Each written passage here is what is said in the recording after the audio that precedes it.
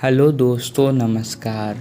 तो आज मैं आपको बताने जा रहा हूँ क्या सच में अच्छे लोगों के साथ बुरा ही होता है और पापी लोग ज़्यादा खुश रहते हैं। इस वीडियो के देखने के बाद आपका मन का सोचने का नज़रिया बदल जाएगा। तो चलिए वीडियो को स्टार्ट करते हैं। आपने देखा होगा या महसूस किया होगा, आपके आसपास धर्म पूजा पाठ करने वाले लोगों की ज़िंदगी उतनी खुशहाल नहीं होती है जितनी कि अधर्मी लोगों की होती है। ये सब देखकर आपके मन में भी कभी ना कभी सवाल ज़रूर उठा होगा कि आखिर अच्छे लोगों के साथ बुरा क्यों होता है।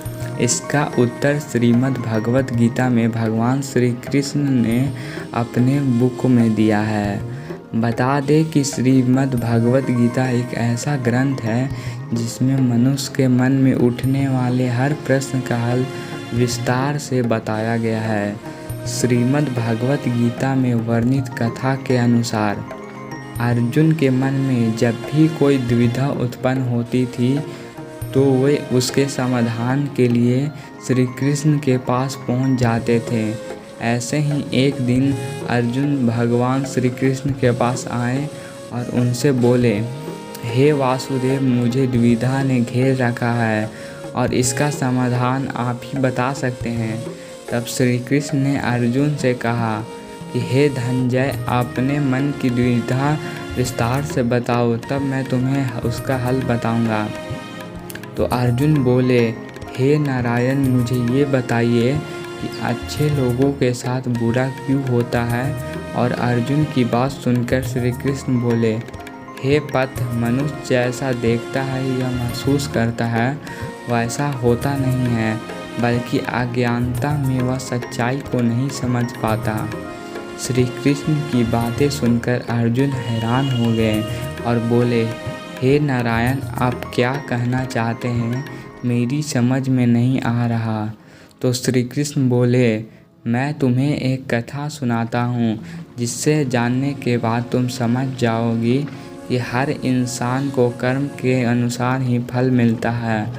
अर्थात जो बुरा कर्म करता है उसे बुरा फल मिलता है और जो अच्छा कर्म करता है उसे अच्छा फल मिलता है, क्योंकि अच्छा और बुरा कर्म तो मनुष्य पर निर्भर करता है। श्री कृष्ण ने अर्जुन को उदाहरण से समझाया। वो बोले कि एक नगर में दो पुरुष रहा करते थे। उसमें एक व्यापारी था जो धर्म को बहुत महत्व देता था। वो पूजा पाठ और भगवान में बहुत विश्वास करता था। वहीं दूसरा पुरुष मोहल्ले वाले से बिल्कुल विपरीत था।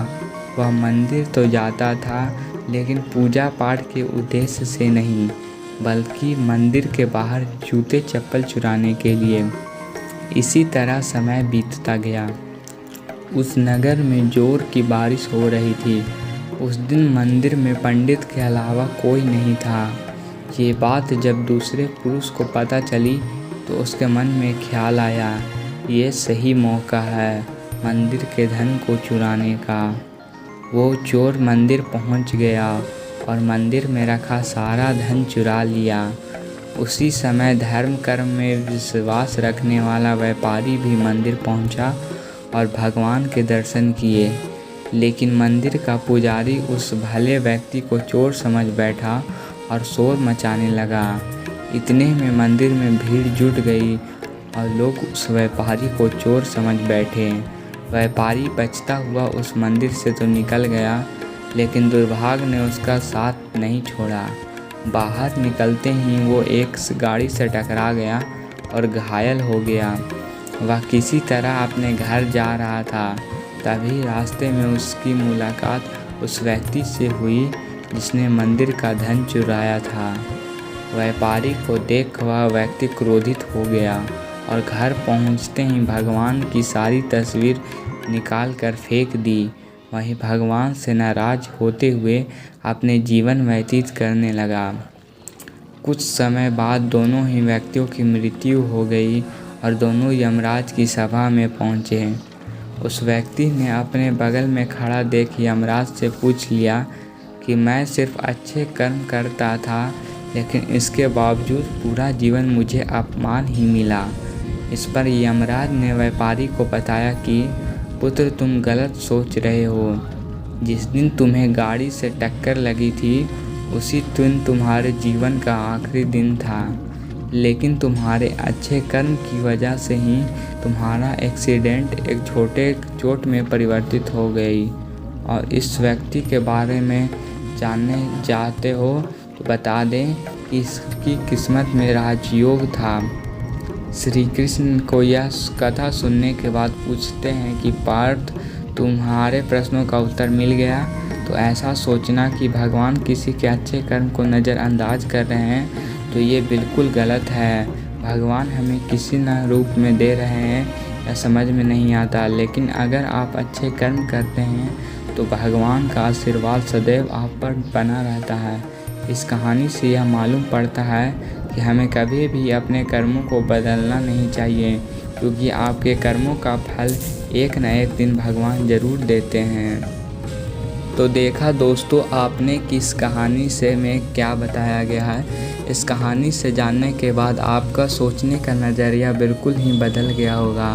वो जो अच्छे कर्म करते हैं उसे भगवान ज़रूर देखते हैं, लेकिन वह कुछ समय भगवान उसे परीक्षा लेते हैं, और जब वह परीक्षा ख़त्म हो जाता है तो उसे उतना देते हैं जितना कि वो दूसरे पापी लोग को नहीं देते हैं। और पापी लोग हमेशा खुश नहीं रहते हैं। ये लोगों की सोचने की एक नज़रअंदाज कहानियाँ हैं। अगर आपको यह वीडियो थोड़ा सा भी अच्छा लगा हो तो वीडियो को लाइक करके चैनल को सब्सक्राइब कर दें। मैं इस वीडियो इसी तरह का चैनल पर अपलोड करता रहूँगा। तब तक आप अपने जीवन में खुशहाली भरे रहें और अच्छे से जीवन को व्यतीत करते रहें।